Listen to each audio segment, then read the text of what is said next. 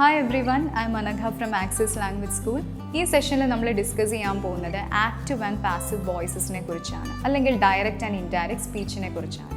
Now we might have heard about active and passive voice. So what do you mean by an active voice? In the case of the active voice, subject is something which acts upon the verb. Whereas in the case of passive voice, subject is the recipient of the verb. നമ്മൾ English grammar എടുത്ത് നോക്കുകയാണെങ്കിൽ ഗ്രാമറിലെ വേർബ്സിന് generally 5 properties ഉണ്ട്. They are voice, mood, tense, person and number. In this case we are concerned about the voice. അതുകൊണ്ട് തന്നെ നമുക്ക് പറയാൻ പറ്റും ഇംഗ്ലീഷ് ഗ്രാമറിൽ 2 ഗ്രമറ്റിക്കൽ വോയിസസ് ആണുള്ളത്. അതാണ് active voice and passive voice. I hope it is clear. ഇനി നമുക്ക് കുറച്ച് എക്സാമ്പിൾസ് നോക്കാം. മെയിൻലി 2 എക്സാമ്പിൾ നോക്കാം. ആക്റ്റീവ് വോയിസ് ആണ് ഞാൻ യൂസ് ചെയ്യുന്നെങ്കിൽ I could say the sentence like this: the teacher counted the students. Or നമ്മൾ ഒത്തിരി ജനറൽ ആയിട്ട് പറയുന്ന ഒരു എക്സാമ്പിൾ ആണ് the cat chased the mouse.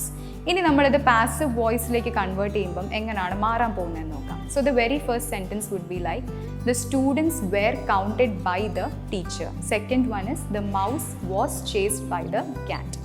Now, when do we use these active voice and passive voice? അല്ലെങ്കിൽ active വോയിസും passive വോയിസും തമ്മിലുള്ള major difference എന്താണ്? ഇതിൻ്റെ ടോണിൽ വല്ല ഡിഫറൻസും ഉണ്ടോ? ഉണ്ട്.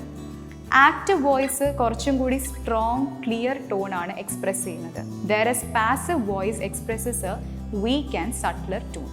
ഇനി there are certain cases where you could make use of the passive voice. ആ കേസ് ഏതാണ്? For example, when I say the mouse was chased by the cat. ഈ സെൻറ്റൻസ് പറയുമ്പോൾ if I have to focus my primary attention on the mouse, അല്ലെങ്കിൽ ഞാൻ ആ മൗസിനെ പറ്റിയാണ് എന്തെങ്കിലും ഫർദർ സംസാരിക്കാൻ പോകുന്നതെങ്കിൽ I can make use of the passive voice. Otherwise I have to make use of it in the active voice itself.